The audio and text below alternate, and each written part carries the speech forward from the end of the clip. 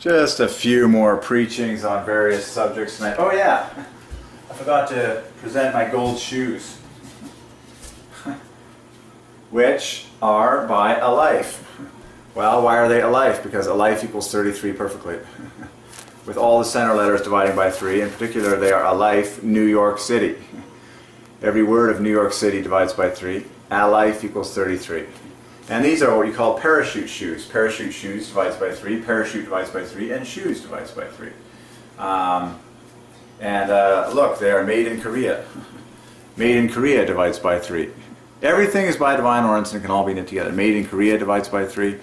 And of course, I wear size 12, which divides by 3. But at life, New York City. I love that. I mean, they just hit it out of the park for the number 3. At life, New York City. You can add that all up.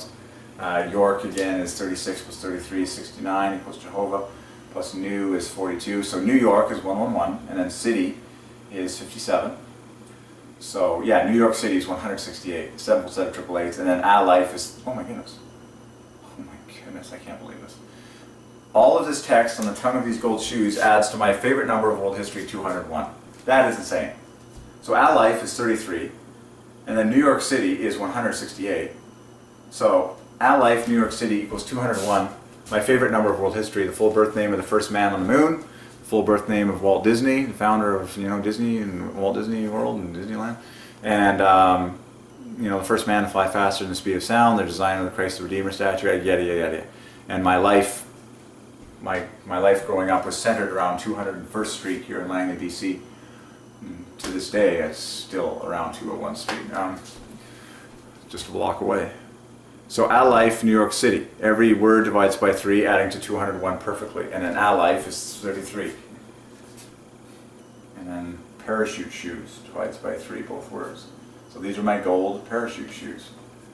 There's a physical gem in your personal life. You can go out and get a pair of these, and just wear them. And thank God for them. That's the whole idea, is that you thank Jehovah God for everything in this universe. There's never been more gifts, essentially, on this planet, because there's never been more people. Every single person, most of all, is a gift, and then the works of people's hands is a gift, and it's like the problem we have now is that there's so many gifts everywhere that people have lost relationship with the giver. That's the biggest problem of all time. No one is listening for God's personal voice anymore. The kids are too excited about the gifts that no one is listening for the personal voice of God every morning. I can't get over this enough. I can't preach this enough. No one is listening for the personal voice of God. People throw up prayers. Church groups throw up prayers. Church meetings throw up prayers. I was like, no, I gotta leave. I tried going to a church meeting. It's like, they always feel the need. They have like music playing in the background. Everyone always feels the need to make noise. And the guy's walking around on the front and he never stops saying oh Jesus. I'm just like, why don't you just be quiet for a little bit, hear the voice of Jesus with efficiency, and go do what he tells you to do. It's just personal relationship, okay? Listen and hear the voice of God. Have a conversation. There's nothing I could encourage you in more than getting into dialogues with God. It might feel awkward at first because you're not that good at hearing the voice and you're not that confident in what is or isn't the voice of God, but as you seek the Lord, as you spend more and more time on this, God will grow you in it until you are very mature in it. Okay?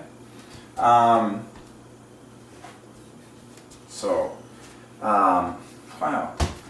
But, oh yeah, I wanted to just preach a little bit on the way jobs work. In my opinion, all jobs should be paid for by some kind of directly measurable task that is being done. Please, do not get paid by the hour. That is death. You're standing around, people are bored, they're not motivated to actually do something, there's not even something going on. Most of those jobs we don't actually need. If we're honest with ourselves, we actually don't need all these sit around monitoring, jobs. We really don't, people. It's like, okay, if if that's your whistle, but I just like, I got like, it's like, you know, pay me by the brick. You know, it's like if we gotta build a brick house, pay me by the brick, and pay all the crew by the brick. Now, obviously, we have to do a good job with the bricks, but pay us by the brick. Then you'll see men work and be satisfied with their day's labor. If you pay them by the hour, oh my gosh, it's boring. Every day is repetitive. There's no sense of like improvement. Like, man, I'm getting stronger. Like, this is day 3, man. Now I'm really good with these bricks. Now I'm like, I can feel like my lower back has more endurance. I'm strengthening my legs. I got some challenge going on here. I want to see if I can increase my number of bricks today. And it's exciting. It's a challenge, and there's challenge there. And then there's real satisfaction with every brick you place because you know it's earning you a reward. I think we should do away with the entire hourly system. If there's any way that you can design payment for your people based purely on achievement and things getting done, results only, okay?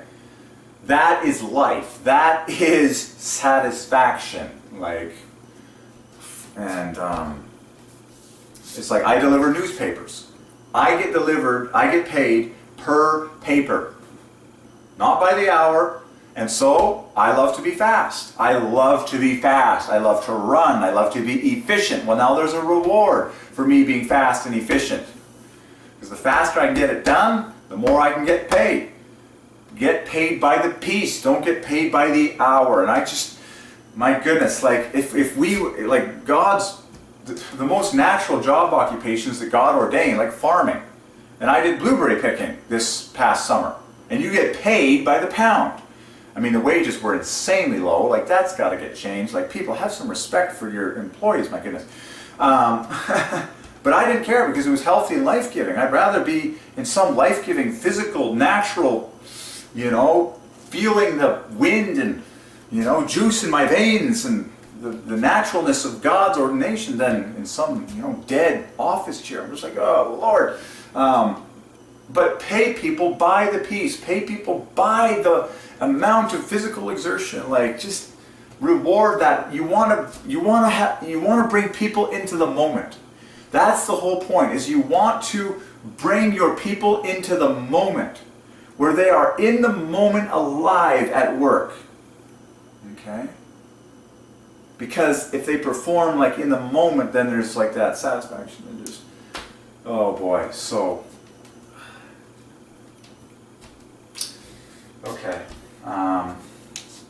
so yeah, pay people by the piece, pay people by results as much as possible. It's like, it's gotten ridiculous now, where it's like people just, like all they get is like that yearly salary. I'm like, oh no, it's death, it's death, it's death, it's death by boredom is what it is. So boring, you know, no chance for something cool to happen today. It's like, well, if I perform today, it might matter, it doesn't matter. It's like, what death? It's total death. It doesn't matter. It doesn't matter how big that salary is. It's death. Like, it's just death. You have no energy flowing through your veins. There's no passion in your body. There's no, like, physical exertion. There's no intensity, like, excitement and... Anyways, okay. So... spend deep time in prayer with God. That is the most important thing. He will guide you into truly life-giving labor. You must cry out to God for it. Wow. Okay, I just love preaching. I just love preaching about anything that I would like to see more of, and just like, people, come on, like, come on, people, like, oh boy. Okay. Okie dokie.